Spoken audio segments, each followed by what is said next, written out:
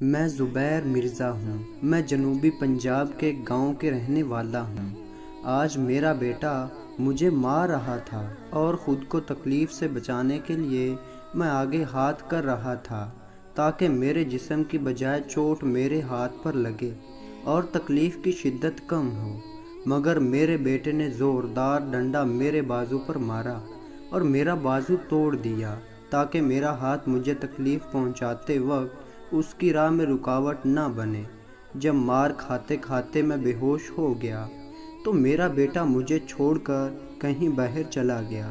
کہیں آدھی رات کو میرے حواس بحال ہوئے تو بیٹے کے ہاتھوں پٹنے کی وجہ سے لگنے والی چوٹیں اور بازو میں اٹھنے والے درد کی وجہ سے ساری رات بیٹھ کر گراتے ہوئے گزاری، اور صبح ہوتے ہی منت و سماجت کر کے پڑوسی کے ذریعے سرکاری ہسپتال پہنچا۔ سرکاری ہسپتال بھی بس نام کا اسپتال تھا، ورنہ اس میں کام کرنے والے عملے کے سب لوگ مانند فرعون تھے۔ ہر کسی کو پہلے بات سننے پر آمادہ کرنا پڑتا ہے اور بات سنوانے کے لیے اس متعلقہ شخص کی پوجا کرنے کے مترادف جیسا گڑ گڑانا پڑتا تھا، واسطہ اور منتیں کرنی پڑتی ہیں۔ پھر کوئی اگر کسی میں بھی رتی برابر انسانیت ہو تو بات سن لیتا ہے، ورنہ وہ اپنی بے نیازی دکھاتا رہتا ہے۔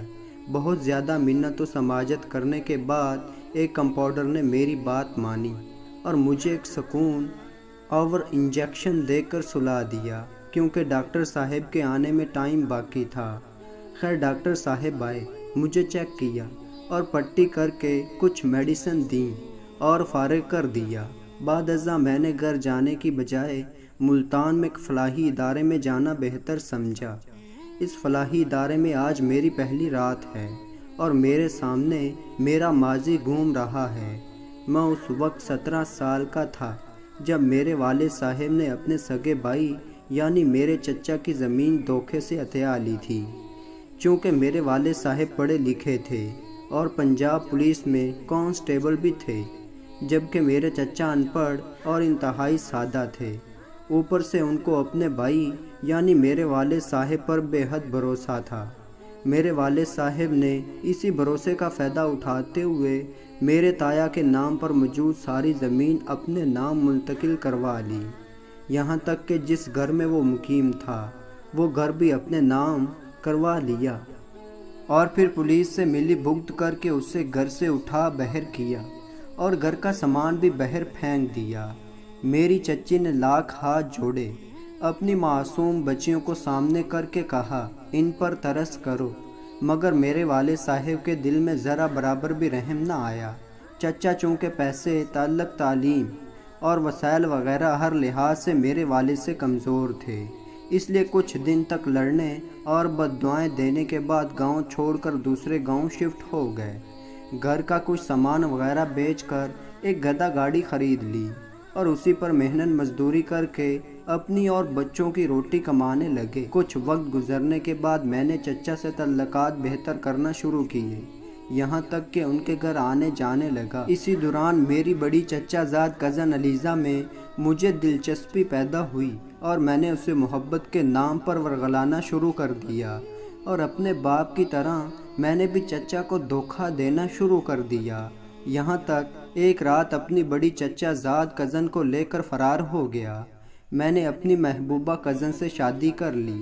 چچا جو پہلے ہی ہماری طاقت سے واقف تھا، ایک بار بنا زور آزمائی کیے ہار مان گیا، مگر میرے باپ کو میری محبوبہ اور اپنی بھتیجی کا اپنی بہو جانا ایک آنکھ نہ بھایا۔ انہوں نے مجھے علیزہ کو طلاق دینے کا کہا، میں نہ مانا اور اپنے فیصلے پر ڈٹ گیا، تو میرے والد صاحب نے حالات کی نزاکت کو سمجھتے ہوئے وقتی طور پر خاموشی اختیار کر لی۔ خیر 3-4 ماہ بعد محبت کا بھوت میرے سر سے بھی اتر گیا، اور اس کے بعد علیزہ کی اہمیت گھٹتی گئی، یہاں تک کہ شادی کے 2 سال بعد جب میں نے دل بھر اپنی نفسی خواہش پوری کر لی تو میرے والد نے موقع مناسب دیکھ کر مجھے ایک بار پھر علیزہ سے جان چھڑانے کا کہا، اور اس بات جان چھڑانے کے لیے اسے طلاق دینے کا نہیں بلکہ اس جہان فانی سے رخصت کرنے کا فیصلہ کیا۔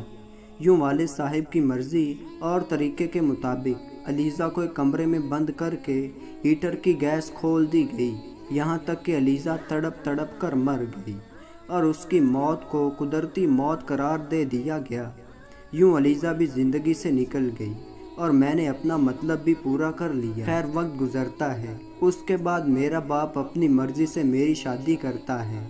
मेरी शादी के कुछ साल बाद वालिदैन चल बसते हैं। अलबत्ता मेरा और मेरी बीवी का वक्त अच्छा गुजरता है। हमारा एक ही बेटा होता है। जब मेरा बेटा 16 साल का था तो अपनी माँ के साथ लाहौर से वापस आ रहा था। दौरान सफ़र गाड़ी को हादसा पेश आया। मेरी बीवी भी मर गई, बेटा बच गया। और मैं कहता हूँ, काश तब बेटा मर जाता, बीवी बच जाती। मेरा बेटा बुरी सोबत में पड़ा, फिर नशा और चोरी चिकारी करने लगा।